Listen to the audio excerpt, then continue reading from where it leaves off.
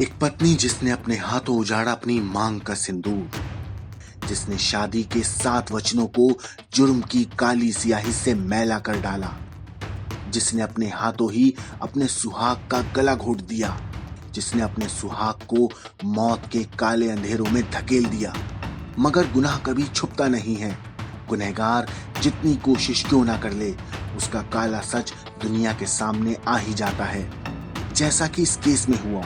असल में मध्य प्रदेश के छतरपुर में डॉक्टर नीरज पाठक हत्याकांड का खुलासा हो गया है। 7 दिन के अंदर पुलिस ने इस मामले का खुलासा करते हुए डॉक्टर नीरज पाठक की पत्नी प्रोफेसर ममता पाठक को गिरफ्तार कर लिया है।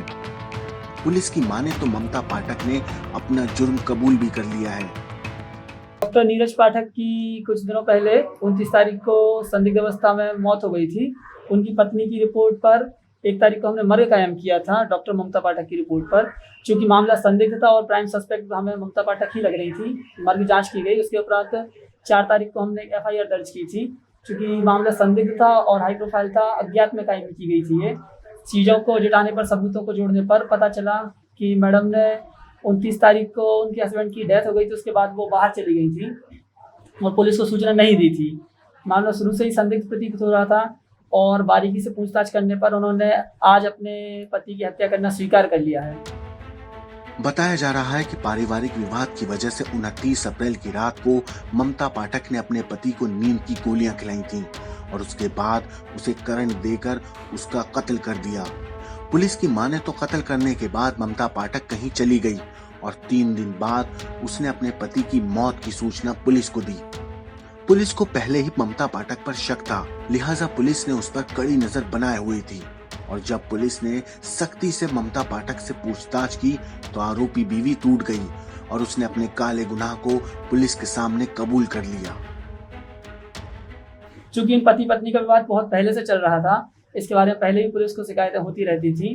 उन्होंने 29 तारीख को अपने पति को नींद की गोलियां खिलाई थी खाने में, जिससे वो गहरी नींद में सो गए थे। उसके बाद उन्हें करंट लगाकर हत्या कर दी थी उनकी। मैम कहाँ पे है, क्या करती है? वो स्वयं भी यहाँ पर महाराजा कॉलेज में प्रोफेसर हैं और उनके हस्बैंड यहाँ पर डॉक्टर थे। सर उनका बेटा भी घर में रहता था, तो क्या इस मामले में वो भी सस्पेक्ट है? उनका बेटा घर पे ही रहता था उनके साथ, लेकिन वो मानसिक रूप से स्वस्थ नहीं है और उसकी भूमिका नहीं पाई गई इस मामले में। और किसी की नौकर या किसी अन्य अन्य सदस्य चूंकि परिवार में थे नहीं। एक ड्राइवर था जिसके साथ वो दूसरे दिन झांसी गई थी, उससे भी कड़ाई से पूछताछ की गई थी। उससे भी एक ही दिन के लिए बुलाया गया था। अन्य बिंदुओं पे भी हम बारीकी से जांच कर रहे हैं। सर पहले से कोई विवाद था, कोर्ट में केस चल रहा था इनका? हाँ, ये पति पत्नी के बीच में पहले से विवाद था और इसकी उन्होंने पहले से भी शिकायतें की थी। तो चूंकि ये पारिवारिक मामला था और उनके बीच विवाद थे जो उन्होंने कई बार सुलझाए भी थे। ऑडियो भी वायरल हुआ था कि इसमें बैंक के जाके उन्होंने कैश निकाला, लॉकर भी चेक किए, डॉक्टर साहब ने बताया। हाँ, अब चूंकि पति पत्नी के बीच में विवाद चल रहा था तो एक दूसरे पर संपत्ति संबंधी विवाद भी चलते रहते थे। उनकी संपत्ति को लेकर भी एक दूसरे पर आरोप प्रत्यारोप करते रहते थे। इसमें बहुत सी चीजें और भी थी। शक क्या, किस वजह से हत्या की उन्होंने, शक क्या रहा उन्होंने? मुख्य उद्देश्य तो अभी चूंकि उनका पारिवारिक विवाद और संपत्ति का ही लग रहा है। अवैध संबंध का भी आरोप लगाया था उन्होंने, पति का। अभी इन सब बिंदुओं पर भी जांच की जा रही है। दरअसल ममता पाठक और उसके पति नीरज पाठक के बीच पिछले 11 सालों से विवाद चल रहा था।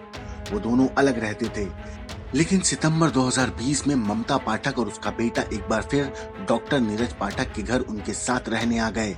ममता पाठक अपने पति के कैरेक्टर पर शक करती थी और इसी को लेकर पिछले 11 सालों से इन दोनों के बीच में विवाद चल रहा था।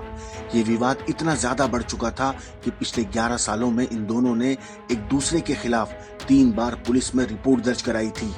नीरज पाठक की मौत के पहले ममता पाठक ने उसके खिलाफ सोशल मीडिया पर पोस्ट डाली थी, जिसमें डॉक्टर नीरज पाठक पर उसको और उसके बेटे को जहरीले पदार्थ खिलाने का आरोप लगाया था।